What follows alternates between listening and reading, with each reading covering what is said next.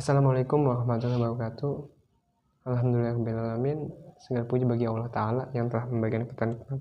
Karena dengan hidayah dan taufiknya, kita masih bisa dipertemukan kembali untuk mengkaji ilmunya. Nah, Alhamdulillah pada kesempatan kali ini saya akan membahas tentang masalah perbandingan permazhab. Nah, jadi perbandingan mazhab ini terdapat dua kata, yaitu perbandingan dan mazhab. Nah, kalau dalam bahasa Arabnya itu artinya muqaranatul al-mazahib. Nah, kita gali dulu satu persatu arti dari kedua kata ini. Muqaranah ini artinya ialah bentuk masdar dari kata qarana yuqarinu muqaranatan, yang artinya membandingkan antara dua perkara atau lebih. Jadi kita membandingkan dua permasalahan atau tiga permasalahan di dalam satu ketentuan atau kepastian hukum. Itu perbandingan muqaranah. Sedangkan al-mazhab ini kalau digabungkan menjadi sedangkan kalau digabungan antara al-mazhab secara istilah dan al-mazhab secara bahasa ini dapat ditemukan suatu definisi yang signifikan. Jika digabungkan antara definisi mazhab secara istilah dan bahasa, ini artinya ialah segala suatu hukum yang jika hukum itu diamalkan akan menyampaikan seseorang itu pada satu tujuan, yaitu tujuan keakhiratan. Sedangkan mazhab kalau diartikan secara luas, ini artinya ialah pendapat dari seseorang dalam memahami suatu disiplin ilmu.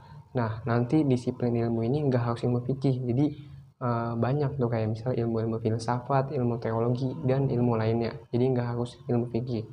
Nah, yang nanti pemikiran dan pendapat dari seseorang ini diikuti oleh para pengikut-pengikutnya dan dikembangkan menjadi suatu ajaran kelompok tertentu. Nah, ini mazhab yang diartikan secara luas. Jadi nggak hanya nggak hanya mazhab yang ada di ilmu fikih. Jadi mazhab itu bisa dalam berbagai keilmuan lainnya. Selanjutnya arti dari perbandingan mazhab. Nah, menurut Syekh Sami Al-Maliki, perbandingan mazhab ini ialah mengumpulkan pendapat dari sebagian ulama yang sedang diperselisihkan terkait masalah cabang. Nah, masalah cabang atau furu ini ialah segala ketentuan yang belum dijelaskan dalam Al-Quran maupun Al-Hadis. Yang nanti masalahnya ini disertakan dengan dalil-dalilnya yang kemudian dibandingkan dengan dalil lain lagi. Nah, nanti habis itu didiskusikan secara ilmiah agar tampaklah dalil mana yang lebih kuat dan yang lebih mendekati dengan kaidah syariah.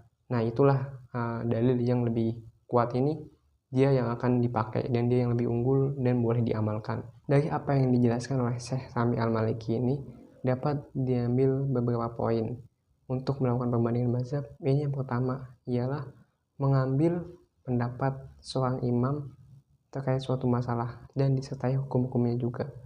Nah, kemudian yang kedua ini mengambil juga dalil-dalilnya dan alasan mereka mengapa mengambil dalil itu terhadap suatu hukum. Nah, yang ketiga ini ialah dari apa yang didefinisikan oleh Syekh Sami Al-Maliki ini dapat ditemukan beberapa poin untuk melakukan perbandingan mazhab. Yang pertama ini ialah mengambil pendapat terkait suatu masalah dan disertai hukumnya menurut berbagai mazhab.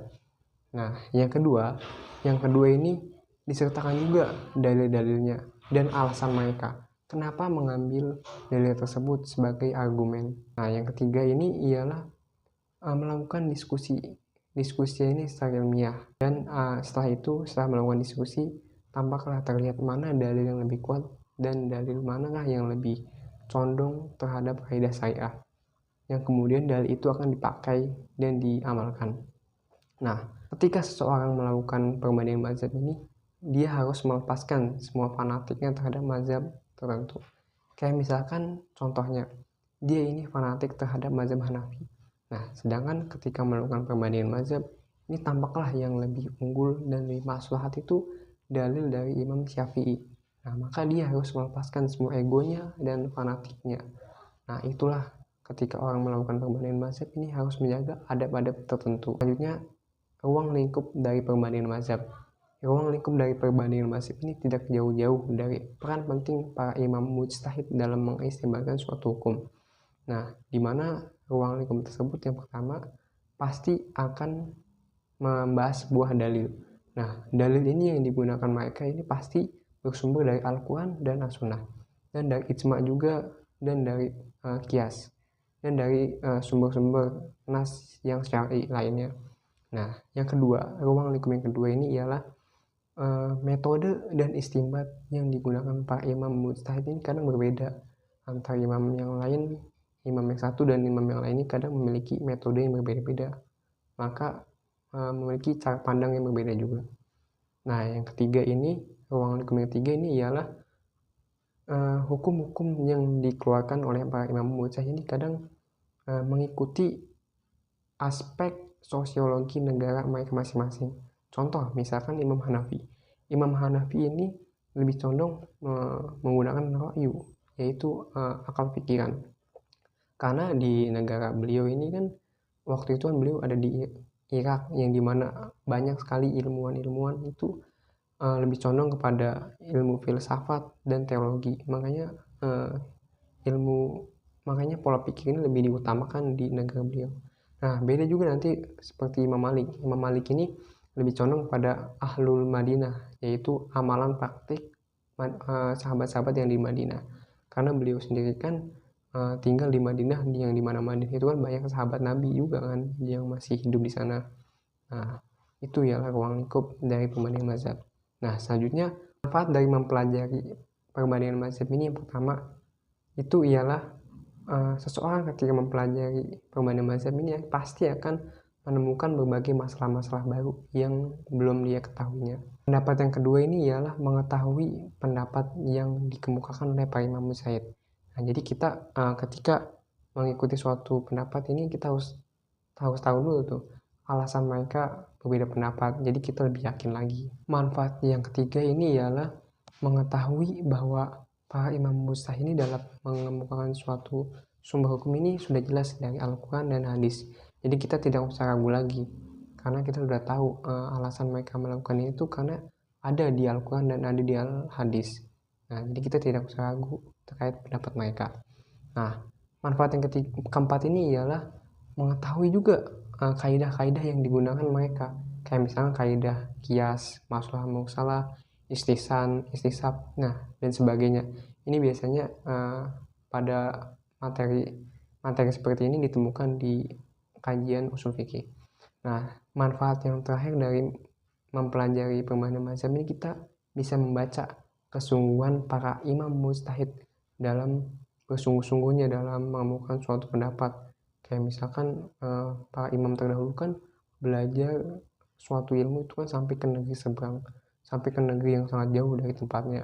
Terus juga nanti ada beberapa sahabat yang sampai-sampai meyakinkan bahwa dalil itu benar nggak dari Nabi, itu sampai pergi ke negara yang sangat jauh sekali dan memakan waktu dan biaya yang sangat banyak sekali. Itu Masya Allah, kita jadi tahu kesungguhan para ulama-ulama terdahulu dalam menjaga keilmuan Islam ini. Subhanallah. Nah, di sini juga ada beberapa hikmah yang bisa dipetik dari adanya perbandingan mazhab ini.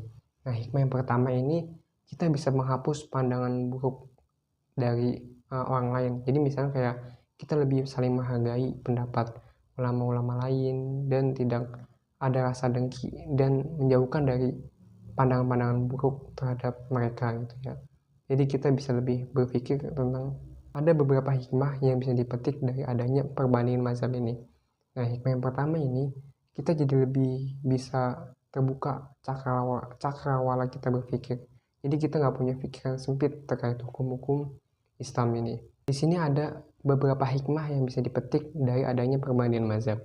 Nah, hikmah yang pertama, ini kita bisa menghapus pandangan kita yang sempit dan bisa juga menghargai pendapat-pendapat para imam yang berbeda dengan pendapat imam yang lainnya juga. Jadi kita bisa lepas dari pikiran-pikiran suzon dan pikiran-pikiran buruk terhadap mereka.